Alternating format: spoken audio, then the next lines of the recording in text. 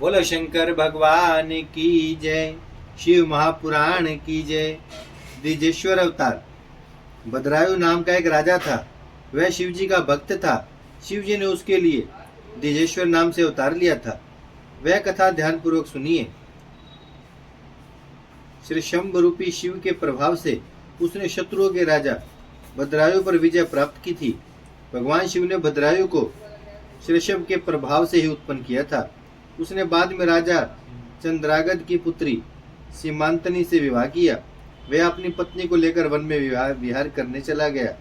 One में शिव पार्वती उसकी परीक्षा लेने आए। शिव पार्वती ने द्विज दंपति का रूप धारण कर लिया। उन्होंने अपनी माया से एक सिंह को उत्पन्न किया और राजा भद्रायु के पास जाकर बोले, इससे हमारी रक्षा कीजिए। जैसे ही राजा भद्रायु ने धनुष उठाया तो माया में सिंह ने झपट कर ब्राह्मण की पत्नी को पकड़ लिया। वह राजा के बाणों को झेलता हुआ भी ब्राह्मण की पत्नी को लेकर भाग गया। ब्राह्मण की पत्नी रोती चिल्लाती हुई बोली, हे स्वामी, हे प्राणनाथ, मुझे बचाइए। स्त्री का अपहरण हो जाने पर ब्राह्मण जोर जोर से चिल्लाने लगा और रोने लगा। ब्राह्मण राजा से कहने लगा, तुम्हारे पराक्रम का क्या लाभ हुआ? तुम जंगली पशुओं से मेरी पत्नी की रक्षा न कर सके। जो क्षत्रिय राजा अपनी जनता की रक्षा का सामर्थ्य नहीं रखता, उसके जीवित रहने का क्या लाभ है? ब्राह्मण की बात सुनकर राजा शोकाकुल होकर अपने दुर्भाग्य की निंदा करने लगा।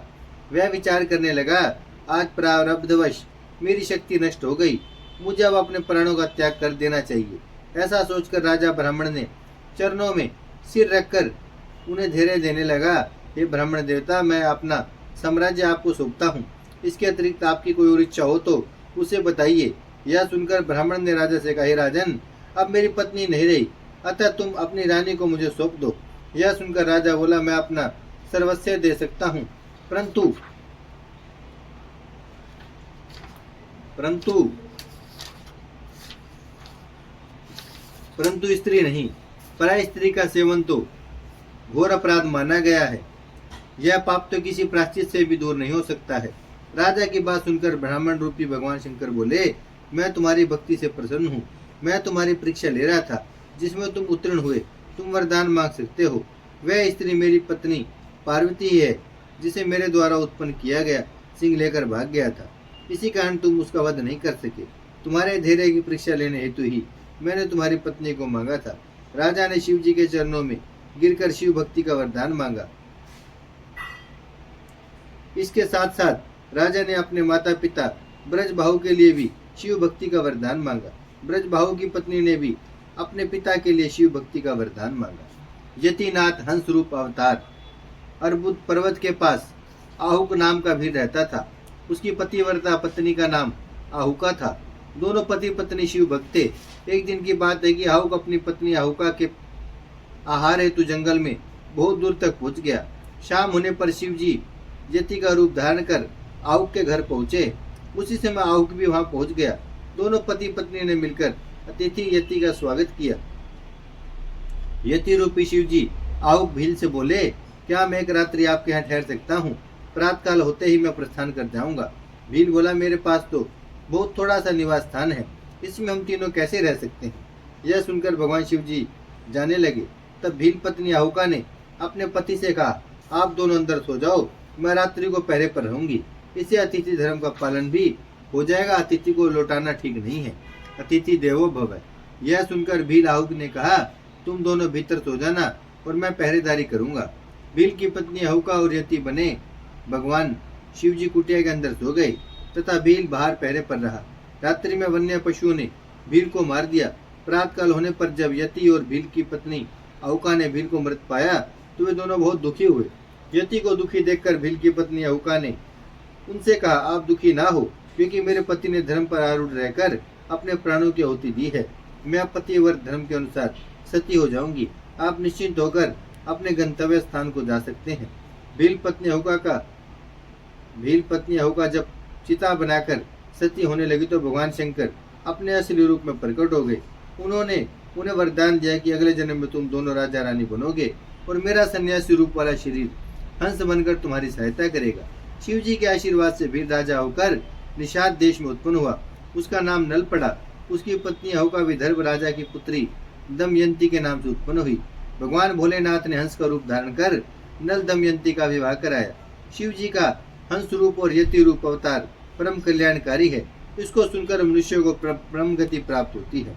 कृष्ण दर्शन अवतार इक्ष्वाकु वंश में शरद देव की 9वीं पीढ़ी में राजा नभग का जन्म हुआ। उनके यहाँ विष्णु भक्त अम्बरीश और नभग नाम 2 पुत्र उत्पन्न हुए। अब उन्हीं अम्बरीश के पितामह नभग का चरित्र सुनो। उन्हें स्वयं भगवान शंकर ने वरदान दिया था।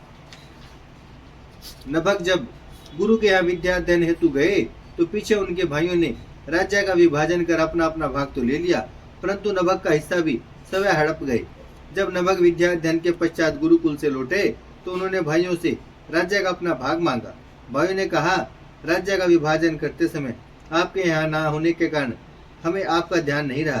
अब जो कुछ है वह पिताजी के पास है, उन्हीं से अपना हिस्सा मांग लो। जब नभग पिता के पास गए तो पिताश्री बोले, तुम्हारे भाई ने तुम्हारे साथ छल कपट से काम लिया है। मैं तुम्हें एक उपाय बताता हूँ। तुम विधान और वेद वेदांग में निपुण हो। मुनि अंगिरस एक यज्ञ कर रहे हैं। उन्हें हर 6ठे दिन मोह घेर लेता है, जिसके कारण उनका यज्ञ पूरा नहीं हो पा रहा। तुम वहां जाकर उनके यज्ञ को अपने ज्ञान द्वारा वेद मंत्रों से पूर्ण कराओ।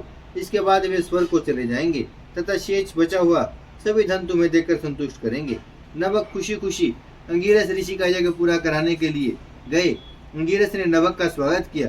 उन्होंने वहां स्पष्ट रूप से 2 वेद सूक्तों का उच्चारण किया। यज्ञ की समाप्ति पर अंगिरस ब्राह्मण ने अपने यज्ञ का अवशिष्ट धन नभग को प्रदान कर स्वर्ग को प्रस्थान कर गए। उसी समय भगवान शिव जी कृष्ण दर्शन रूप में प्रकट होकर नभग से बोले, हे नभग, यज्ञ के अवशिष्ट भाग पर तो मेरा अधिकार है, इसे तुम ग्रहण नहीं कर सकते। सत्य सत्य बताओ, तुम्हें यहाँ किसने भेजा है? नभग ने उत्तर दिया, इस धन को ऋषि अंगिरस ने मुझे प्रदान किया है, इसलिए यह धन मेरा है। आप कौन है जो मुझे इसे लेने से रोक रहे हैं? इस सत्य बात को सुनकर परमात्मा कृष्ण दर्शन ने कहा, हम दोनों के इस विवाद में आपके पिता ही प्रमाण है। तुम उनसे जाकर पूछो, वे जैसा कहेंगे वैसे ही हम मान लेंगे। यह सुनकर नभग अपने पिता के पास गए। उनके पिता मुनि श्रद्धा देव ने बताया कि वे पुरुष और कोई नहीं बल्कि स्वयं भगवान शंकर हैं। यज्ञ की विशिष्ट वस्तु उन्हीं की होती है। यदि वे कृपा करेंगे तो वह तुम्हें मिल सकती है। तुम उनकी स्तुति करो, उनसे क्षमा याचना करो। वे अखिलेश्वर प्रभु यज्ञ के अधिवक्ता हैं। ब्रह्मा विष्णु आदि यज्ञ देवता उन्हीं के आदेश पर कार्य करते हैं। नभग ने भगवान शंकर के पास पहुंचकर अपने अपराधों की क्षमा मांगी और उनकी स्तुति करने लगे। शिव जी बोले कि तुम विकार रहित होकर सभी सुखों का उपभोग करो। इतना कहकर वे अंतर ध्यान हो गए। बोलो शंकर भगवान की जय। भजमन नारायण नारायण नारायण, श्रीमन नारायण नारायण नारायण, लक्ष्मी नारायण नारायण नारायण, सत्य नारायण नारायण नारायण, भजमन नारायण श्रीमन नारायण, लक्ष्मी नारायण सत्य नारायण, भजमन नारायण नारायण नारायण, भजमन नारायण नारायण नारायण, श्रीमन नारायण नारायण नारायण, लक्ष्मी नारायण नारायण नारायण, सत्य नारायण नारायण नारायण, भजमन नारायण श्रीमन नारायण, लक्ष्मी नारायण सत्य नारायण, भजमन नारायण नारायण नारायण। बोलो शंकर भगवान की जय। शिव महापुराण की जय।